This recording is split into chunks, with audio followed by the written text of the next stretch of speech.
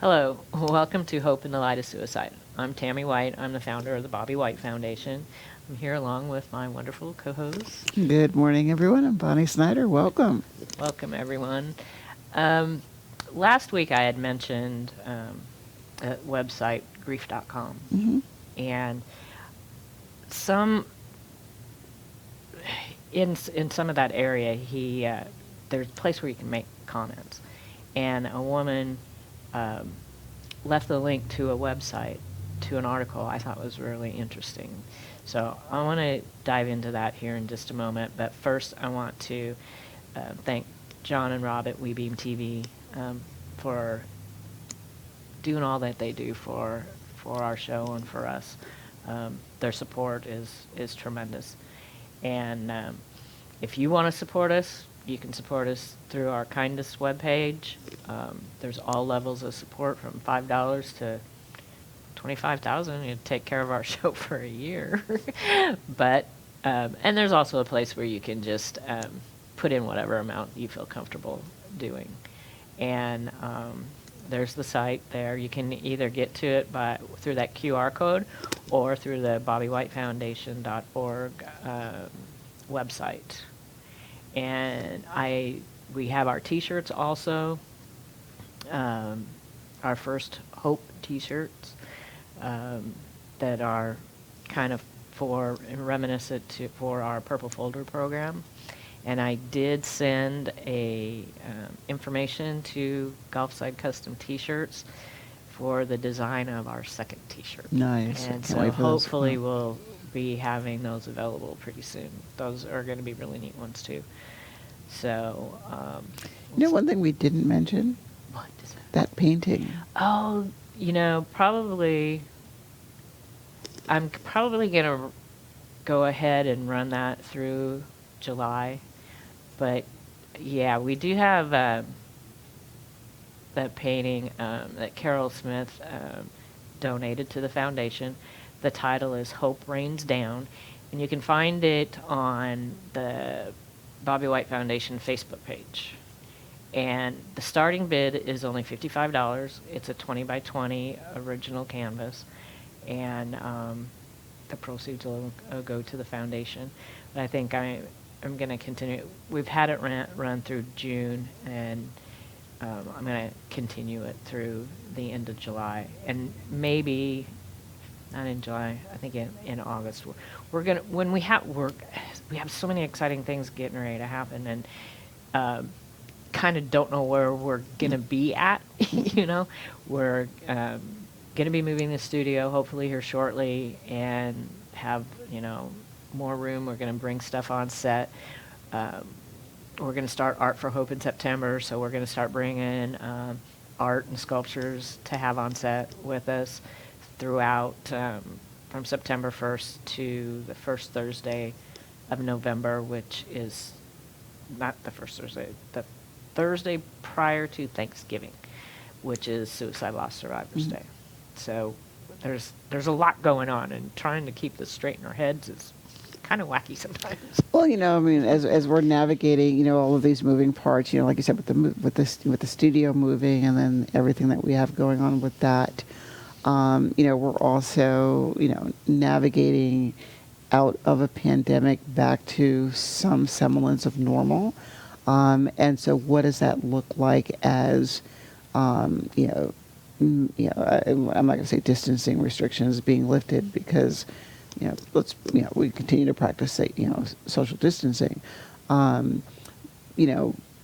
as, the CDC guidelines changes, and, the mask mandates are, updated and changed and whatnot, of course that's going to change how and what, or not so much what we are doing, but how we are doing it.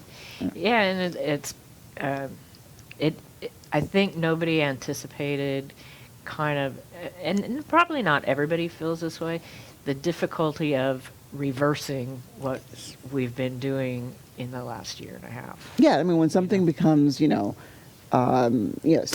normal, second, commonplace, I'm, went from, for me, I didn't change how I did things too much, per se, because, I worked pre-pandemic kind of hybrid anyway. Although, a lot of stuff that I did in person, yes, curtailed for a while. But you do have a point there, as we navigate from, we've been so used to being virtual, and, isolated for the last year and a half now. It's funny. I find myself, going into, like, whether it's a market or something, a grocery store, and I'm like, where are the masks at? No one's wearing masks. Then I'm like, wait a minute, but Bonnie, you're not wearing a mask either. And it's like, oh, but wait a minute, I'm vaccinated, so, I can, the science says I can do this. But I do find myself, but let me make sure I have my mask just in case. Yeah, I always have one in my purse. Yes. I don't typically wear it that much anymore because I'm vaccinated too, but I do always have one in my purse just in case. Because there are some places that are still requiring you to wear masks in the store, especially if they're small shops, things like that. And it's not hard to be respectful of that. And no, it isn't. It isn't. I was talking to, I was going into my office day before yesterday, I'm sorry. And, no, let me take it back. It was yesterday. I was going into my office, for a little bit, and the security guard, that works at the front, we're chit-chatting for a minute. And at first, he looks at me. Because usually when I go in, I've got, 18 briefcases, it's like my rolling bag and, multiple. And I walked in with nothing in my hand, and he's looking at me like, where's your stuff at? I'm supposed to open the door for you. Very sweet guy. We started talking about, things going back to normal and,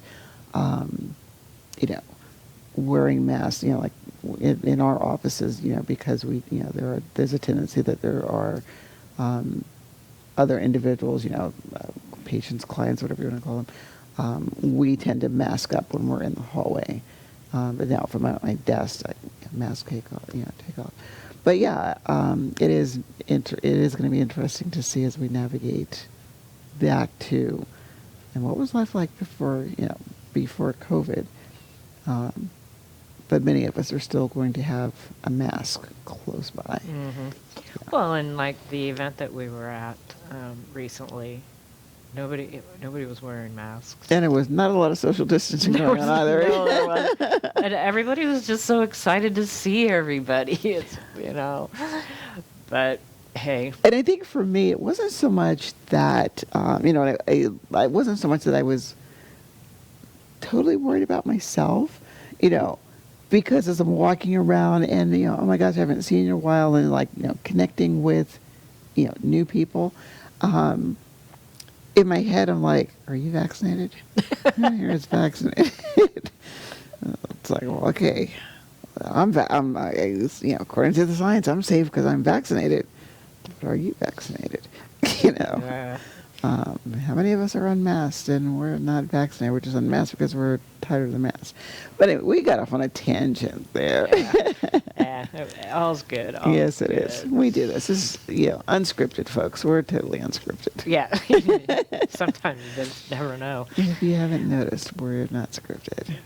I am, like I said, I mentioned I'd found this article, and I found this kind of interesting, and then we'll go back into our book, and I think we're going to cover guilt today. Right.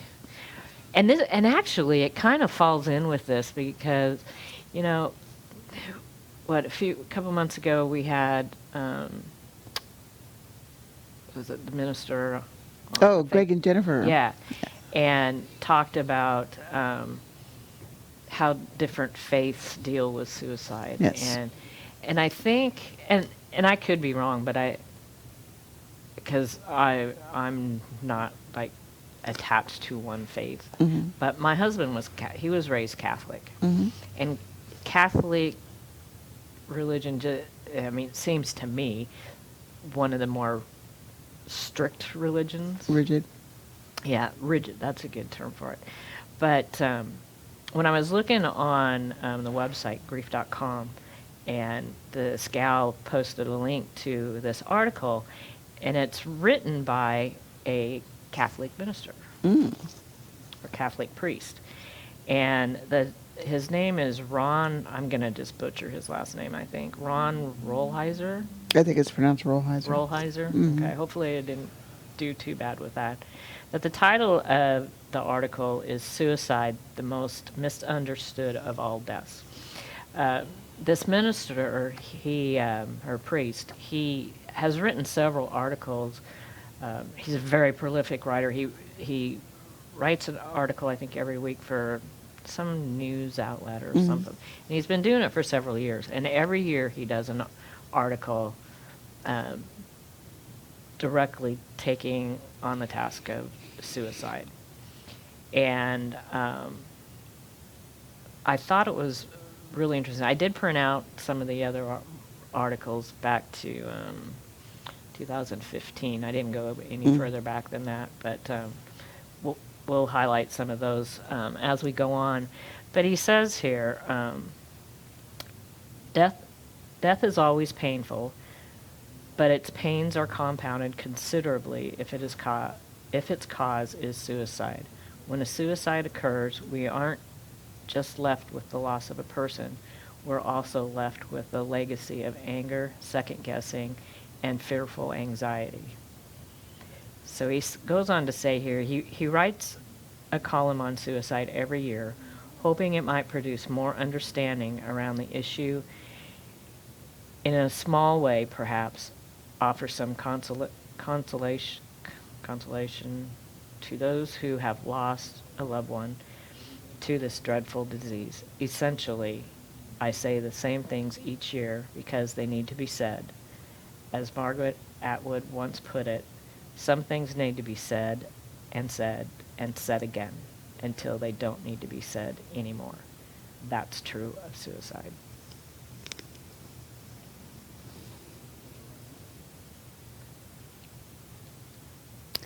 As I read this article, this was, we talked about last week about reading stuff and you have this aha moment where, something that strikes you, either it, speaks to, a personal experience, it speaks to, what we're processing, or that is something that needs to be said. And what I liked about this is when, it says what needs to be said and said again about it.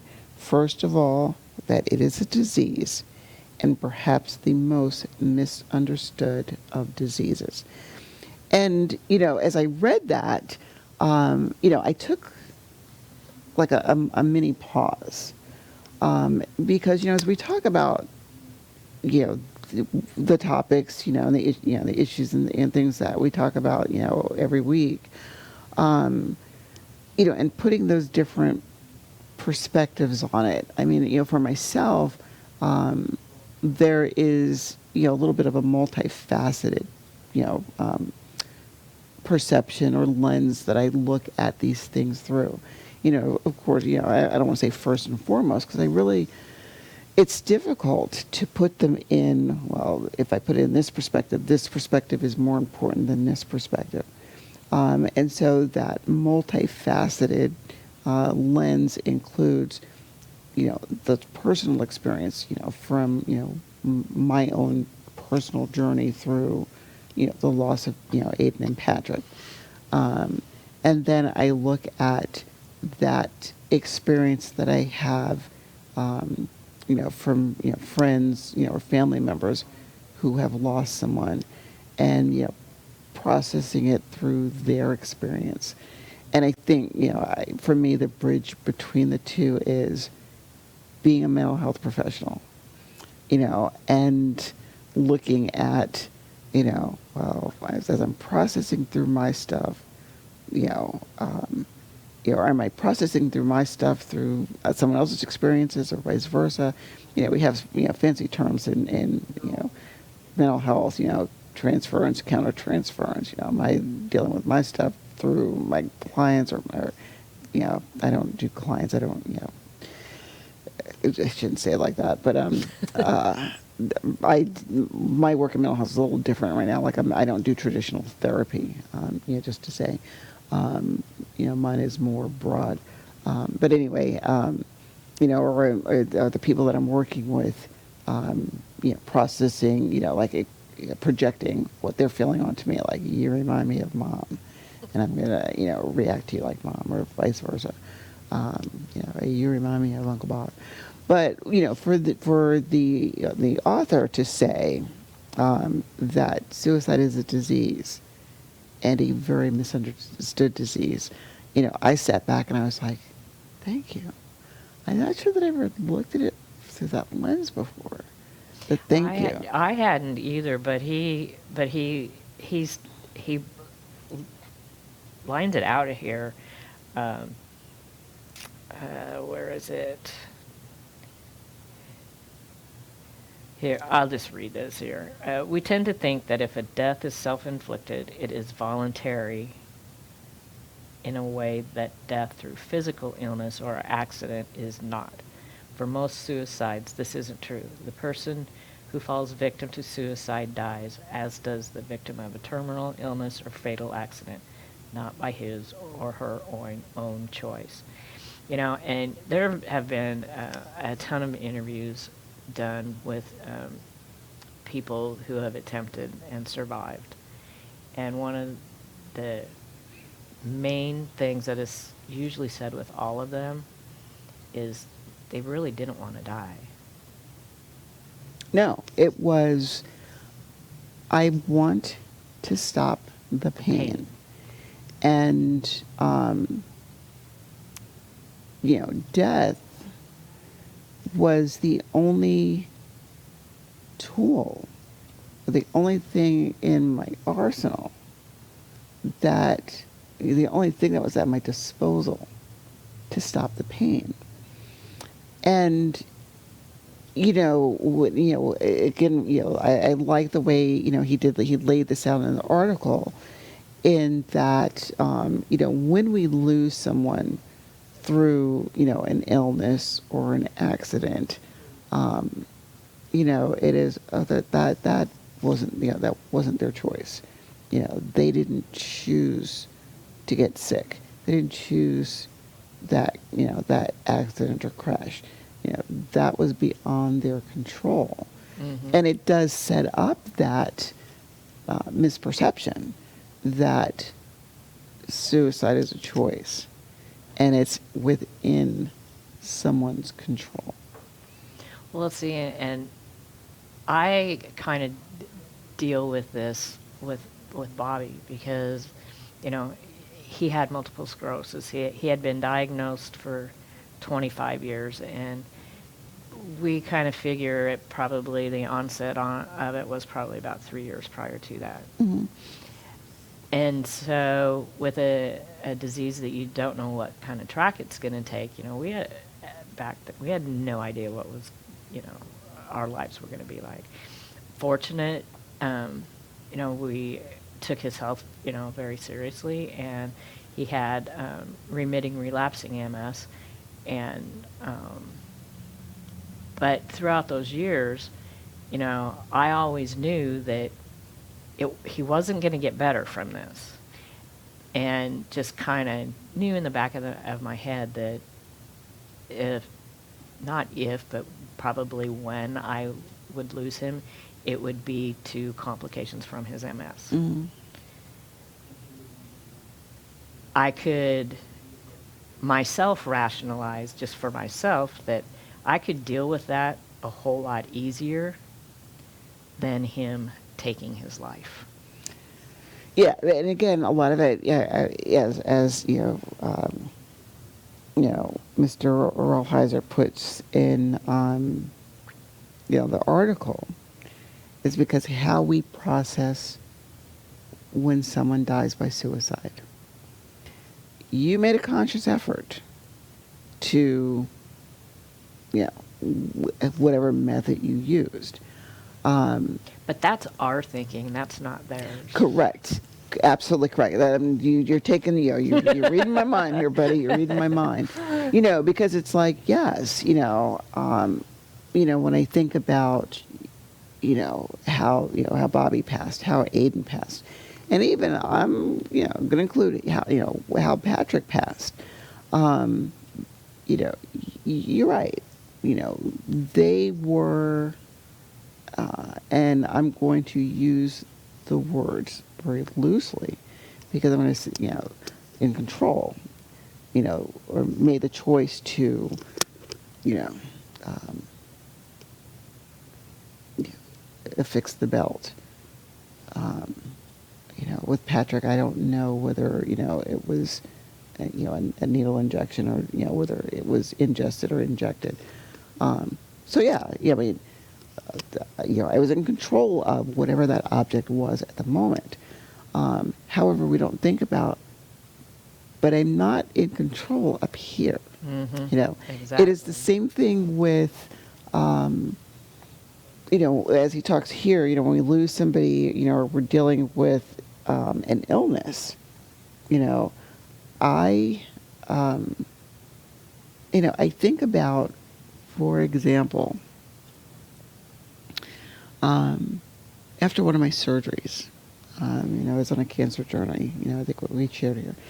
And, I'm like lying there and I'm thinking to myself, okay, I'm getting through this.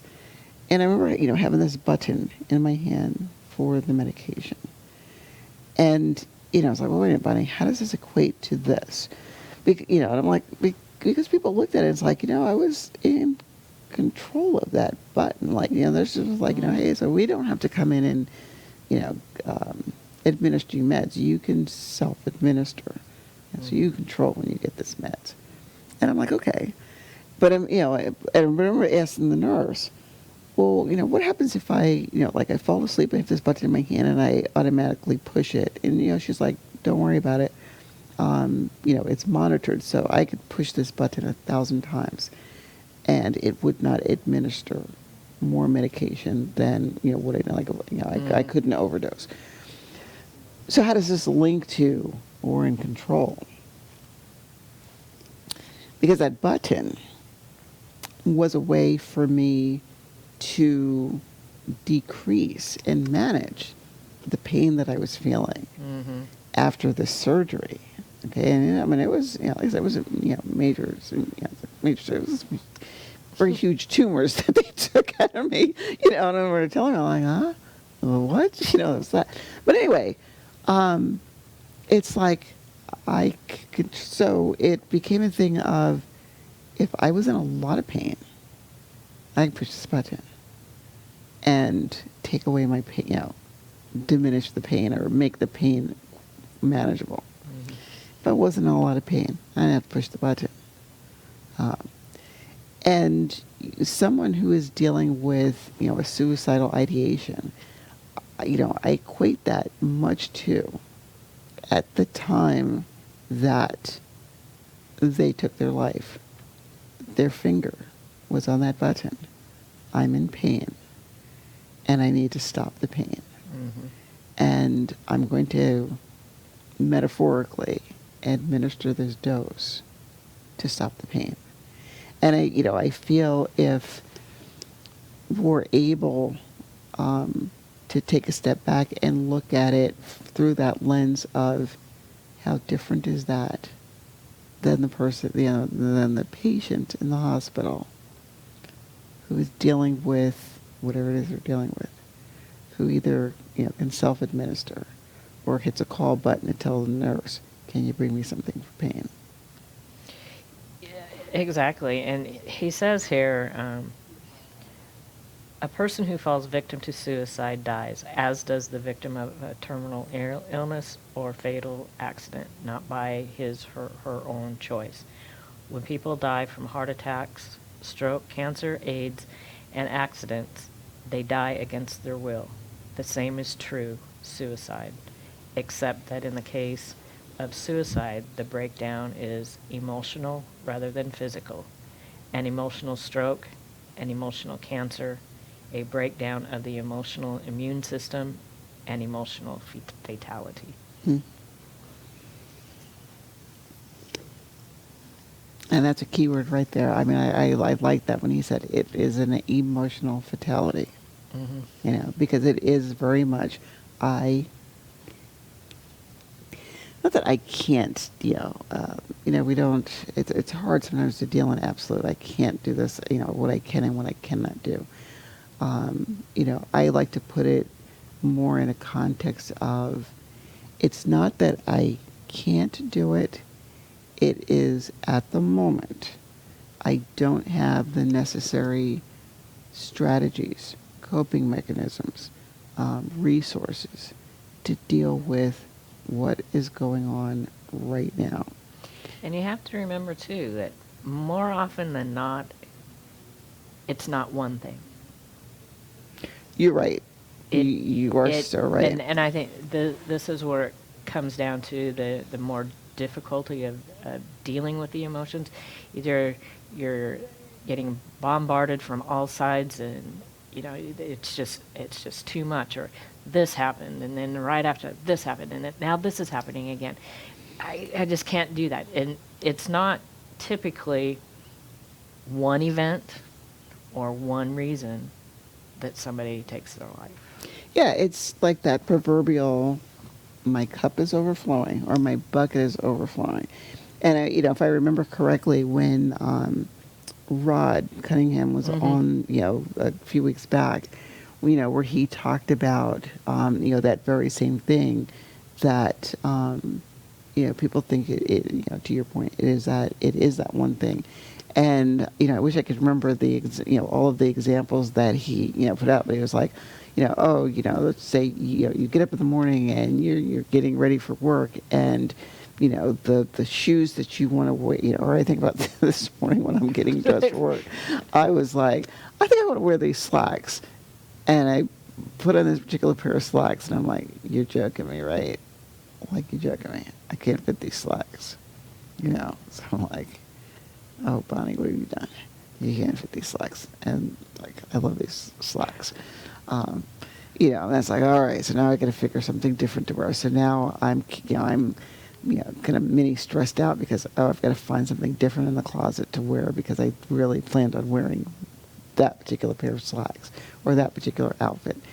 And then you go and you get in the car and it's like, oh, darn it, I forgot to put gas in the car. So now my stress-o-meter's gone up a little bit more because, well, now I've got to be at this place at this time, and, I have to make this unplanned stop, to, put gas in my car. And then, you get to work and there's a business meeting, and, somebody in the business meeting says something to you, like, now I got to deal with that. So much like, using, these things that... The bucket keeps getting full, exactly. And there's no release valve. Until finally, and I think Rod said, there's no release valve at the bottom. And then after a while, you're looking at all it takes is one more drop. Right. It doesn't even have to be something major. It could be one little drop. Like, I remember I made a comment we were talking last week. Tammy didn't invite me to lunch.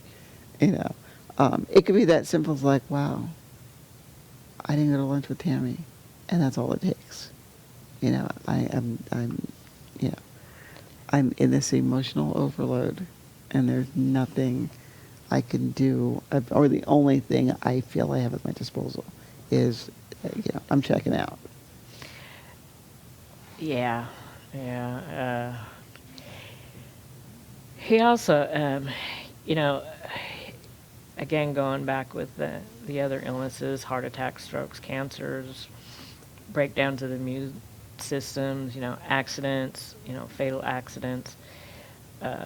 He says are identical, that in either case, the person leaving this world was on the basis of a voluntary decision of his or her own will. You have this illness. You didn't will upon yourself, and then you have to look at suicide that way too, because, and that's what he says here, is that in both cases he or she is taken out of life against his or her own will. And then I like how I've never seen it written or said like this before, but he says that's why we speak of someone as a victim of suicide. You're right, correct. And again, he puts it there so eloquently, because when I think of, um, like for instance, in the cancer journey, walking into Moffitt, and I'm looking at, the people whose, cancers were, far more advanced than mine, and just chatting with her, or I'll use my cousin, who had a very, very aggressive breast cancer. Um, I'm quite sure that, she did not, like we all want to go, so you know what? I think I want to be ill. I want a disease, cancer. I think I want that one. Yeah, give me some cancer. And it's not like walking into a grocery store and you're looking at, or, going into a restaurant and it's like, oh, what's on the menu? I think I want to order this, Right. No, I'm quite sure that she did not go in and look at the menu and say, hey, you know what? I think I want that, Now, unfortunately, we lost her, to this, the disease of cancer. Or, when I think of, Bobby or Aiden, I don't think, that they're at that same restaurant and say, you know what, I think today I'm going to end my life. Just because, I'm not really thinking about my wife that I'm leaving behind. I'm not thinking about my fur babies. They'll be just fine. Or in Aiden's case, I'm not thinking about my mom, who's going to find me, or, my dad His dad. but unfortunately, again, when it comes to suicide, we talked about anger. They talked about the emotion of anger last week, and where how some people are angry at that victim of suicide, that person who took their lives. How could you do this to me? And I sit back and I think about when we're processing, how could you do this to me? There is that inward guilt. What did I miss that I didn't stop it? Oh, yeah. Well, how did I not know that this was going to happen? How did I miss the signs? And sometimes, like in any disease, or that should be a like I'm going to call it maybe even like a glaring neon sign that sometimes when someone is struggling, and at the verge or even contemplating suicide, the signs are not there. Like, there's not this big sign up here flashing that's saying, I'm going to take my life on, Right. at this particular day, at this particular time. Sometimes it takes for someone to just sit back and acknowledge, hey, I think you're going through something.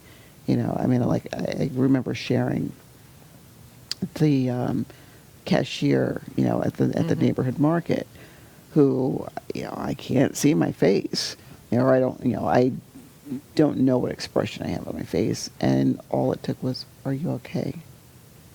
You look like something's up. And I'm looking at her like, what? Like in my head, I'm like, did she just ask me if I'm okay?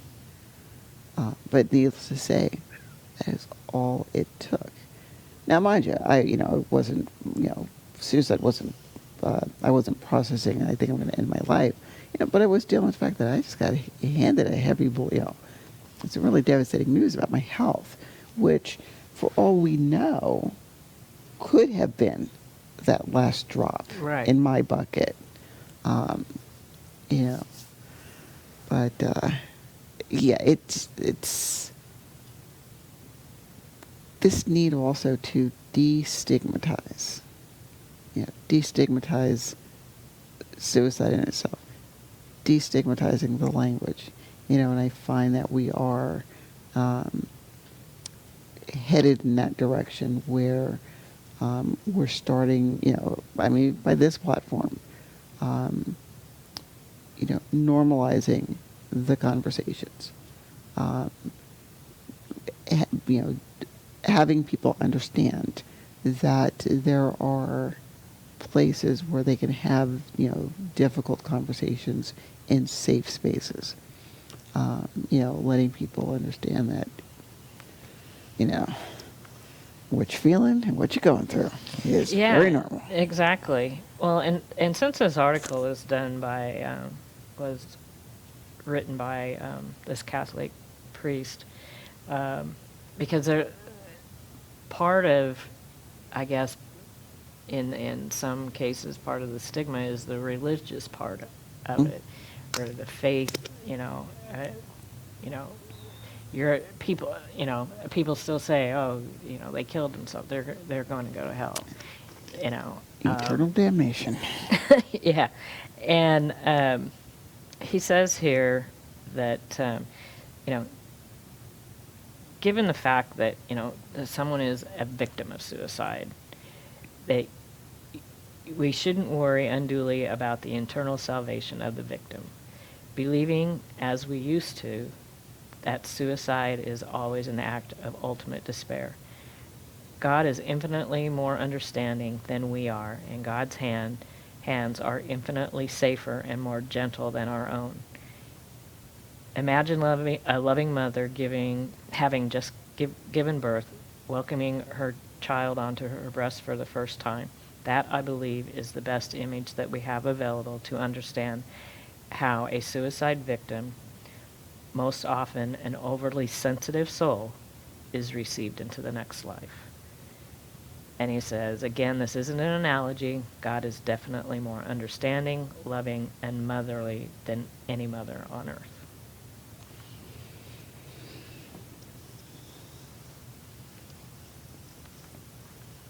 We're cautious, and mindful to recognize that not everyone, believes in God.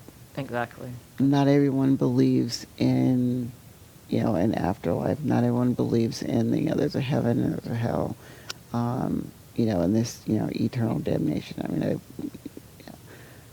talked to many folks who, when you're gone, you're gone. That's it. There's just this life and there's nothing after. This whole concept of, of a God, just, it doesn't exist.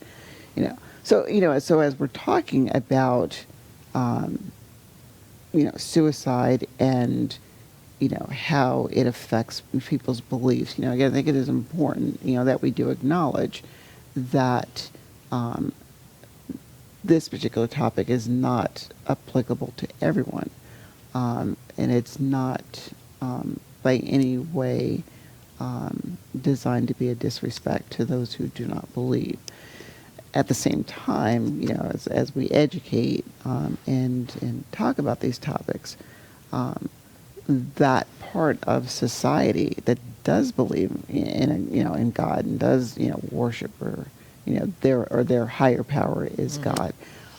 This is a sticking point for them, because it becomes I'm never going to see my loved one again because they've died by suicide, and that is the ultimate sin. Many times I've heard people say, but there's one of the 10 commandments is thou shalt not kill. You killed yourself. You just violated, a commandment.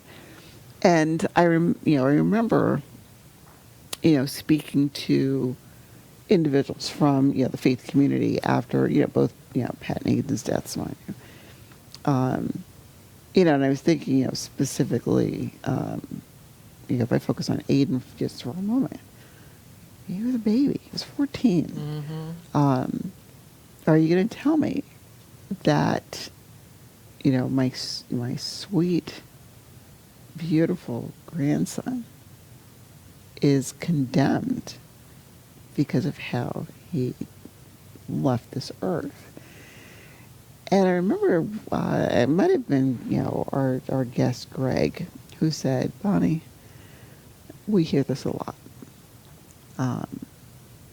But if you resort to what your beliefs are, there's only one thing that will stop, that, is condemnation. And he explains what, if you do this one thing, basically cancel Christmas, heaven is not happening for you. And I sat back and I had to think about this because I'm like, you have a point. Because, well, what about, the baby who is stillborn? Are you telling me, that, well, they haven't experienced it, they haven't even processed thought. How do they get to heaven? Because he makes there are concessions. Again, I don't want to. I'm not going to get preachy here. I'm not a minister, but he stretches them out. I don't even play one on TV. I'm just saying.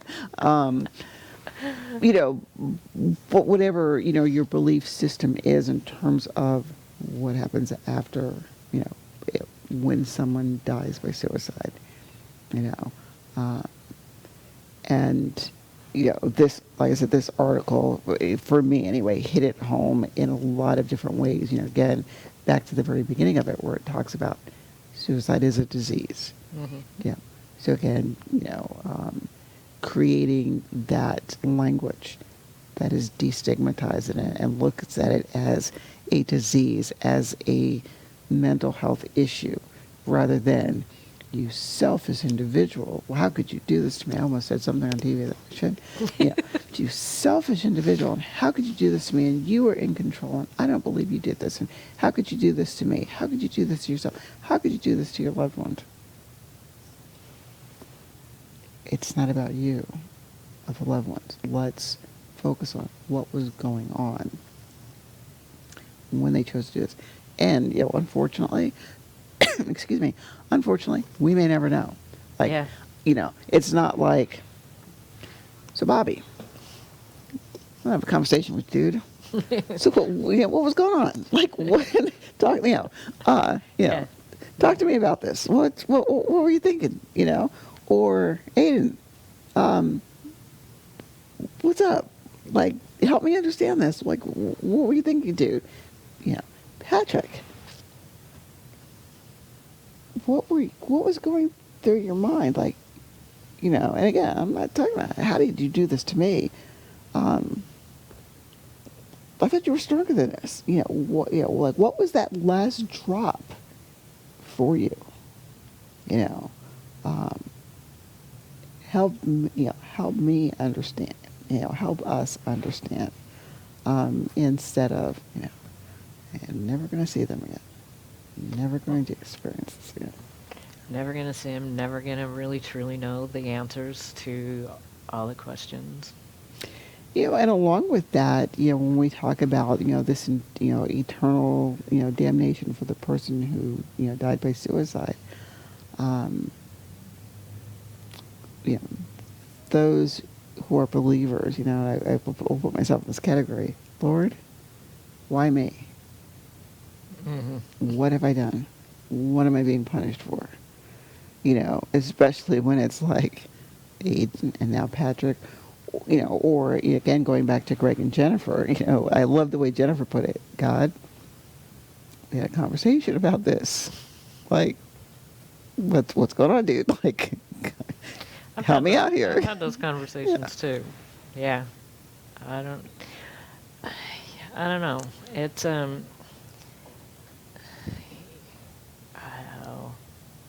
yeah. Well, I kind of going to transition here, which I think it kind of is part of it also, is for those of us left behind, the guilt. Mm-hmm. And that even fall into whatever possibly religious beliefs that you have. Even though, I think that if we look at it in our right mind, was nothing that we were going to do. So yeah, anyway, as we're transitioning into this topic of guilt, I recall thinking I didn't know who wrote this passage that starts this chapter, and it's Reinhold Newbold who was a theologian and a philosopher. And the expression goes, and many of you might recognize it. God, grant me the serenity to accept the things I cannot change, the courage to change the things that I can, and the wisdom to know the difference. And most of us, who are, either in, mental health work or, a lot of my work is focused on, substance addiction. We recognize this expression from, people who are attending AA and A meetings.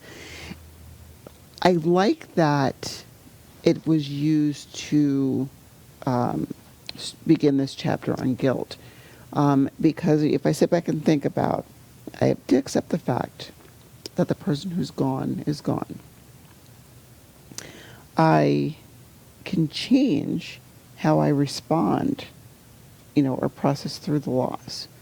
But sometimes it's that wisdom of knowing the difference, and not so much the difference between this person is gone and how I react to it, but more what I can change, or what I'm willing to accept, and what I'm able to change. If that makes sense. Well,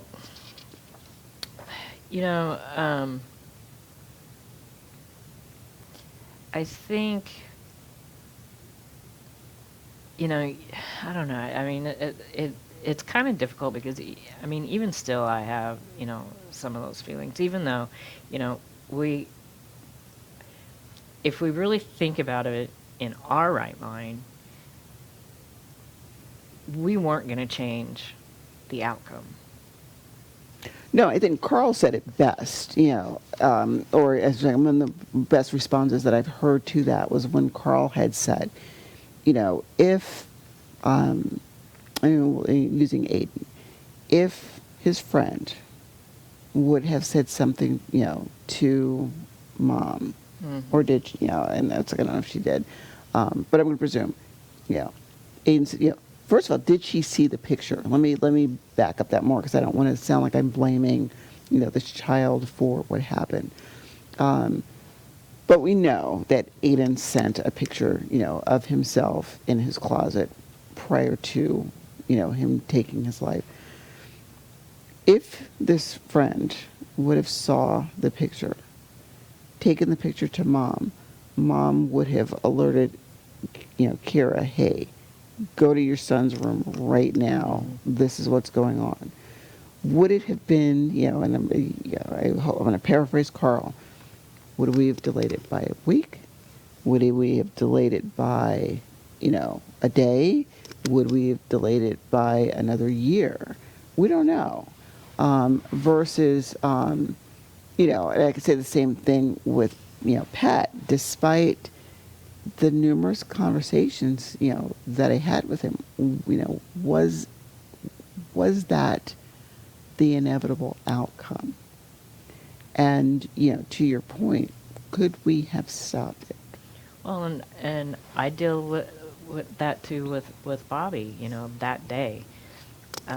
If I wouldn't have left for 2 hours to go get the truck fixed and pick up the DVD recordings of our wedding that day, I was only gone for 2 hours, and I think, and it's just natural that, but it's I guess it's learning to get over the guilt that you naturally feel, because, it's not what we did or didn't do. Mm-hmm. One of my sister-in-laws, she was going to stop by the house that morning, and she was just kind of on autopilot and went through the light and said, I'll come by another day. Would it have stopped it that day? Like you said, it would have happened another day. Mm-hmm. She talks to someone, and that person said, to try and, I guess, ease the guilt that she feels, that, which she shouldn't, that, maybe it would have stopped it that day. But it more than likely would have happened another day. Right. And I like what, she says here, where she says, thinking you caused the loss is a huge responsibility, a burden that no one should carry. And, you sit back and think about it, like, you know, this is somehow my fault.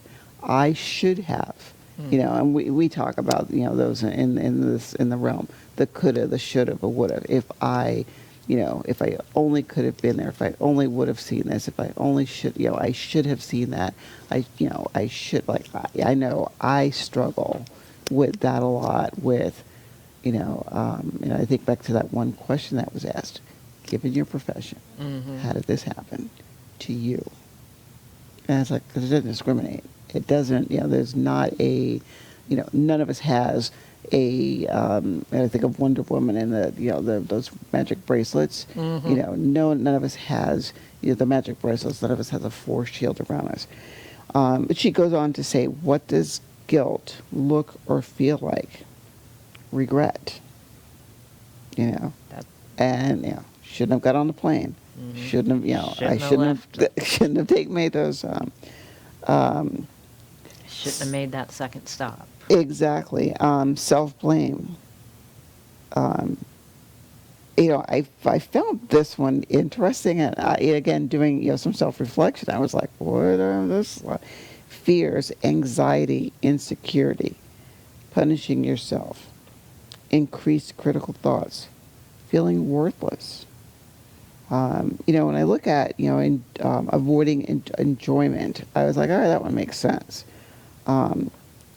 Focusing on the finality of life, becoming passive in interactions, avoiding conflict, attempting to be a perfect person.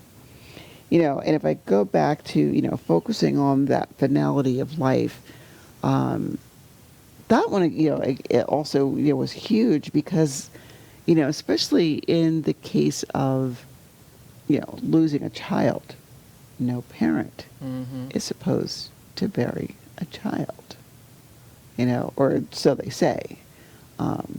Children are supposed to, and I found myself, especially with guilt,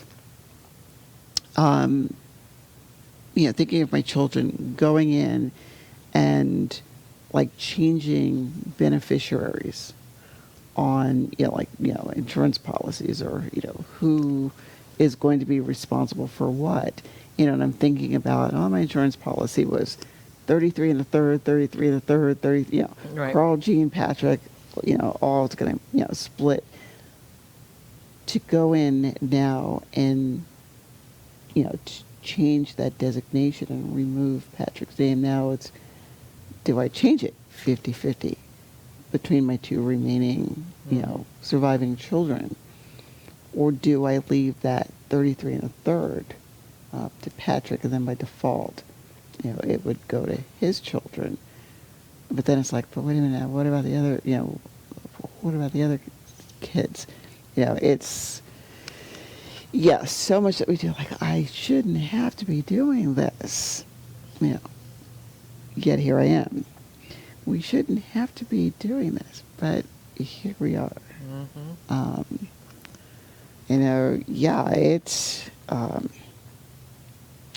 It's an eye-opener. It puts things into a totally different perspective for us in terms of, how we approach not only, everyday things, but for me especially, how I approach my work. Yeah, being in the field that you're in. And in this chapter, she has a work area where you can write, I'm overwhelmed by guilt. I feel guilty about, and then why I shouldn't feel this way. But real quickly, because we're getting close to the end again, I wanted to get to coping with guilt. In the face of guilt, doing for others can provide solace and a needed boost of self-acceptance. Help someone else. Can you volunteer or help a neighbor? Write a letter to the person you lost, explaining why you feel guilty. I use that one a lot. Yeah. When I'm doing grief groups, that's when I use a lot. I think write a letter. A lot. That is utilized a lot. Talk to a trusted person. Often just talk about your guilt. Saying it out loud can help us realize our actual part in the loss, or not.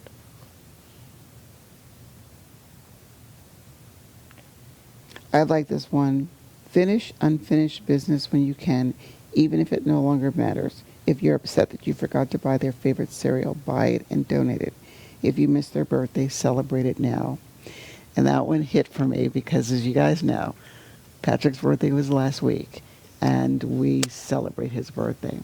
But we're at our last minute. And always, thanking, WeBeam TV, our viewers, for tuning in every week. Yeah, we appreciate it, really more than you know. And also just, watch out for each other. Please put the National Suicide Prevention Lifeline in your cell phone. And then for veterans, press 1. It's important. Even though we're coming out of this pandemic, there's still a lot going on. And everybody needs to be there for each other and support each other. And that's what we're trying to do here for you too. So just remember, there's always hope. Thank you.